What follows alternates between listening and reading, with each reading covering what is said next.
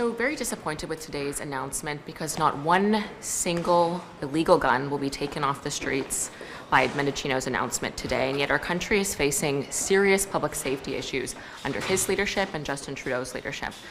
Canada is facing a 32% increase of violent crime, 32% since Justin Trudeau became the Prime Minister. We are seeing 10 police officers were killed this year, 8 of them on the job, notably many from repeat violent offenders from the catch and release bail system that Justin Trudeau brought in a few years ago.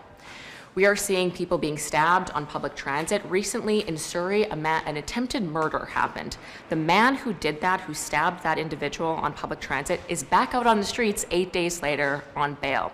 Today's announcement will do nothing to keep Canadians safe in those regards, nothing to keep our police officers safe, and nothing to clean up the streets in Toronto, where gangsters can get an illegal firearm under 2 hours because of the Liberal Prime Minister's porous border.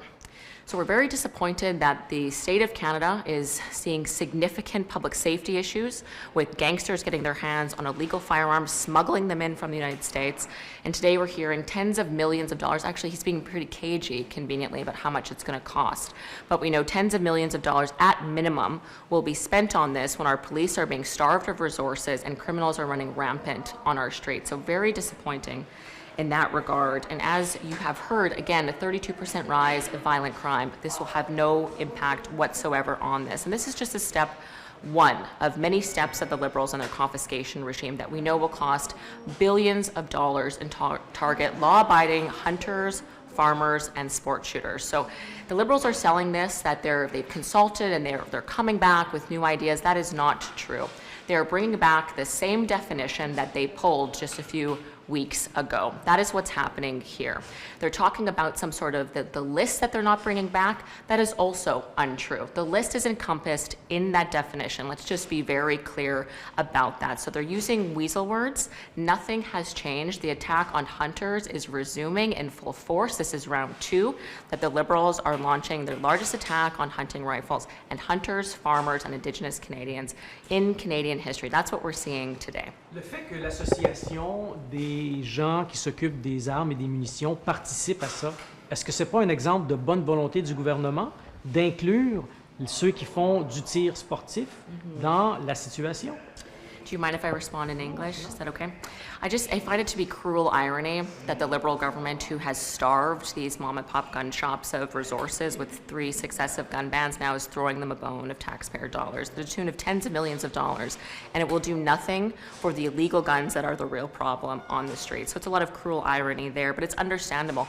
I don't believe that support is made willingly. It is under duress. These gun shops are being starved of resources because of the Liberal government. So for them to say that they have willing support is not true. This is being made under duress. These folks have no other option. They're being put out of business because of the Liberal government. Have you seen the new definition? You just said you know what's in the new definition. So what's been very clear is that the Liberals and the NDP and the Bloc are working together. They're talking about the definition that's very popular with the anti-gun groups, and that's the one that they had that they recently pulled. So my understanding is they're bringing back that same definition once again, which again, even if there's no list written, they're being very, very clever about this. Those guns are encompassed in that definition, so there's no list that the public will be able to scrutinize, but those guns and thousands of other ones that hunters commonly use, that farmers commonly use, are going to be encompassed by the definition that they're bringing back. So I'll allow them to tell Canadians what the definition is, but my understanding is going to be very similar, if not the same, as the one that they just pulled. So again, round 2 of the same issue we faced just a few months ago. Isn't this a bit of a positive, I know you disagree with the policy, but is this not a bit of a positive step in that if these store owners are forced to simply have this inventory put in cases and they can't make any money off of it, isn't then incumbent on the government to offer compensation? Like, offering compensation in this case seems better than forcing them to just have it sitting in cases that unable to sell that inventory. Again, this support is being made under duress. They're not being given any other option. As you've outlined, they're being starved of revenue by successive bans in very short amount of time. This is the 3rd one that they're working on in 3 years. What do you think that does to a very small firearm shop? It's ending.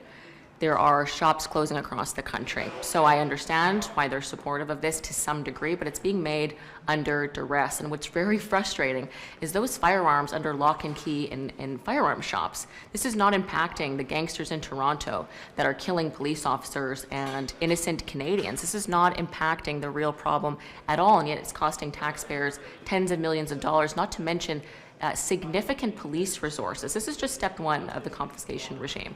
We know that Mendocino is looking to work with police to institute his confiscation regime of individual private property.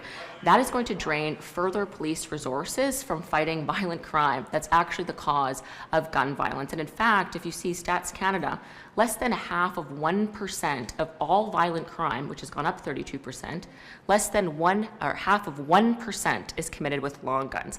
And the crime that is committed with firearms in this country, the vast majority of that is committed by criminals who aren't allowed to own firearms. They are prohibited from owning firearms. So anything that's going after gun shops and law-abiding citizens who own private property lawfully that are trained, tested, and vetted by police is not going to have any impact on public safety. So Canadians who are looking to Justin Trudeau and Minister Mendocino to improve public safety and stop the murder of police officers and innocent Canadians on the buses, on the streets, today they will be significantly let down because it's just going to cost them a lot of money and do absolutely nothing to solve the problem. Do you think Thank you, that- folks. I have Thank two you. questions Thank you on very this. much. About